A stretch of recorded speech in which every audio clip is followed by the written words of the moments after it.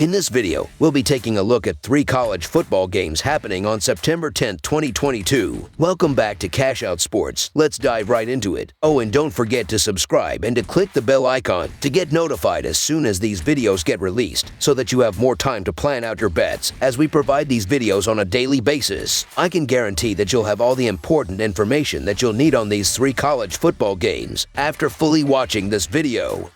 One more thing before we start. If you would like to gain access to our best exclusive betting picks to take your sports betting journey to the next level, then check out our Patreon in the link down below where we offer anywhere from 1 betting pick a day up to 10 betting picks a day and much more. Now let's get started.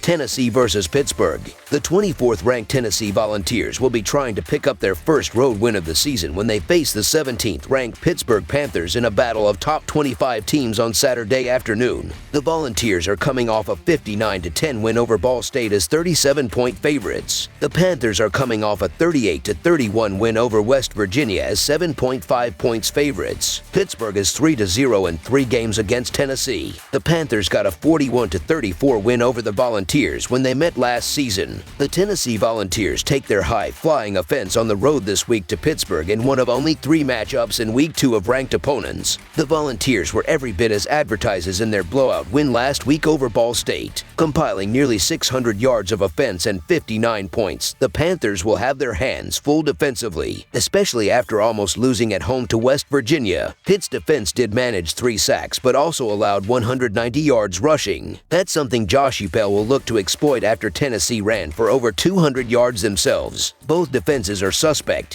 While Tennessee wasn't really tested against Ball State, last year they allowed opponents to throw for 273 yards per game and score on 92% of their red zone possessions. Panthers quarterback Kedon Slovis was solid in his debut, completing just 16 passes for over 300 yards. Pitt's defense also wasn't impressive last week either, as they allowed WVU to convert 8-17 on 3rd downs. This may come down to who has the ball last. That said, this feels like a lot of points for a ranked home dog. So Pittsburgh to cover the spread as underdogs is our full game side pick. The Volunteers scored 59 points in their season opener, and going back into last season, they have scored 45 points or more in 4 straight games. They can hurt the Panthers through the air and on the ground, and with Pittsburgh giving up close to 200 yards on the ground in their last game, expect another solid offensive performance from the Volunteers, who will score more than 30 points against the Panthers, who gave up 31 points in their last game. The Panthers scored 38 points in their last game, and they did a good job moving the ball through the air. Even though the Volunteers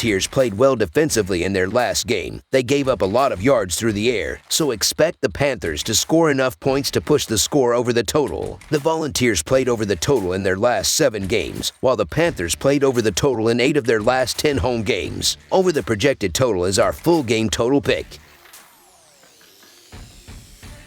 Appalachian State versus Texas Agricultural and Mechanical. College Station welcomes Appalachian State for the first time, as number 6 Texas Aggies will play the Mountaineers in an incredibly delectable non-conference game. 0-1 App State rides into town after arguably the wildest 4th quarter ending college football has seen in years. The Aggies finished off an impending FBS team, Sam Houston State, 31-0 after an eternal lightning delay that stalled game action for more than 2 hours. Appalachian State travels to College Station this week for a Saturday afternoon tilt with the Aggies of Texas Aggies. Appalachian State is coming off of a thriller last week against North Carolina, a game they eventually lost 63-61. The Mountaineers hung 40 points in the 4th quarter in a game that was entertaining and bonkers, featuring over 12 yards of offense. The Aggies come off a quiet 31-0 shutout of Sam Houston State. The Aggies welcome their 2nd consecutive FCS opponents to open the season, apparently building up slowly before the rigors of Southeastern Conference West play. The 6th-ranked Aggies had little trouble in their opener. Quarterback Haynes King opened the campaign, just as he did last year, before suffering a season-ending injury after just 2 games. Last week, he threw for 364 yards and 3 scores, with a couple of picks thrown in. Star tailback Devin Achane had a quiet opener with just 42 yards and a touchdown, but he figured figures to be one of the nation's best backs after averaging better than 7 yards per carry last season. The Aggies' offensive line is largely rebuilt this year, and it will start opening holes for a chain very soon. The calling card of this Aggie team, of course, is its defense, and especially its defensive lines. With more 5-star recruits than positions on the front line, this defensive front is formidable and deep, and they were in the backfield early and often last week. Last week, this defense got off the field on an impressive 12 of 13 third downs. If the Aggies are going to contend for a BCS spot, it will be the defense that carries the load. Appalachian State has a storied tradition of being a giant killer out of the FCS. They earned that reputation with the upset of Michigan in 2007, and they have never been afraid to schedule the biggest opponents. Perennial contenders to win the FCS, the Mountaineers are never an easy out. Last week against North Carolina, veteran quarterback Chase Bryce threw for 361 yards and 6 touchdowns, while tailback Nate Noe went for 116 yards or 2 scores. Appalachian State plays an exciting brand of football, to be sure, and they love to score. But can they do it against one of the elite defenses in the country? That will be the tale of the tape in this one. Expect the Aggies to move the ball with ease, and they will likely possess the ball for the majority of the game. Appalachian State will feel pressured to score quickly, especially with the Aggie defensive line threatening to ruin any drive on any play. I will sheepishly take Appalachian State to stay under the point spread. I think the Mountaineers will find a little more success than the Bearcats did last week, and I think the Aggies will settle somewhere in the low 30 seconds with a ball control style of play. There should be little doubt that Aggies is in control of the game, but they won't likely obliterate the Mountaineers either. Keep in mind the early money has already bumped this number up a couple of points, and it might move more still yet. So the Appalachian State to cover the spread as underdogs is our full game side pick.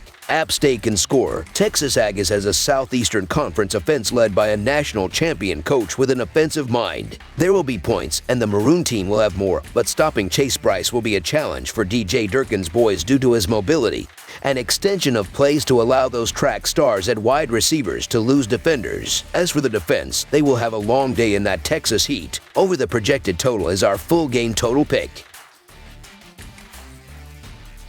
Washington State versus Wisconsin. The third ever meet between the number 19 Wisconsin Badgers and Washington State Cougars will happen Saturday. The first 2 occasions were in 1976 and 2007, so not exactly a rivalry but a magnific test for both teams against a Power 5 opponent in early September. The Badgers come in after a 38-0 triumph over Illinois State, capitalizing off turnovers, explosive plays, and beating down their FCS contender. Meanwhile, Washington State had an unforeseen struggle with unforced mistakes with Idaho but recovered to win 24-17. Washington State is 8-3 against the spread in their last 11 games overall and 4-2 against the spread in their last 6 road games, while the over is 15-8 in their last 23 road games. Historically, the Cougars have struggled in road non-conference games because, historically, the Cougars have been the worst football team in nearly all of those games. Saturday isn't any different, but due to the expected low-scoring nature of this game, one would have to think Washington State is that bad enough to not cover 17.5, and add me to that. Mistakes and turnovers against Idaho turn into season-blundering problems if not corrected. I'm still waiting on Wazoo to prove it to me. I get the allure of points with Washington State here, but I didn't like how the Cougars struggled to put away Idaho of all teams as 4-touchdown favorites at the closing line. Wisconsin looked as good as usual in the win over Illinois State, and the Badgers at Camp Randall are usually a tough team to break down. I just think that Washington State's trip to Wisconsin ends on the wrong side of a beatdown. So Wisconsin to win and cover the spread as favorites is our full game side pick.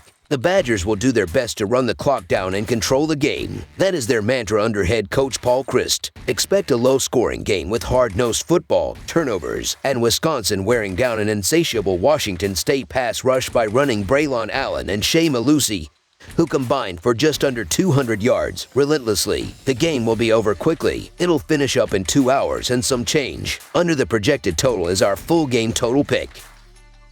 That's all for now, so if you have any other games you would like reviewed, then leave a comment down below with the game you would like analyzed.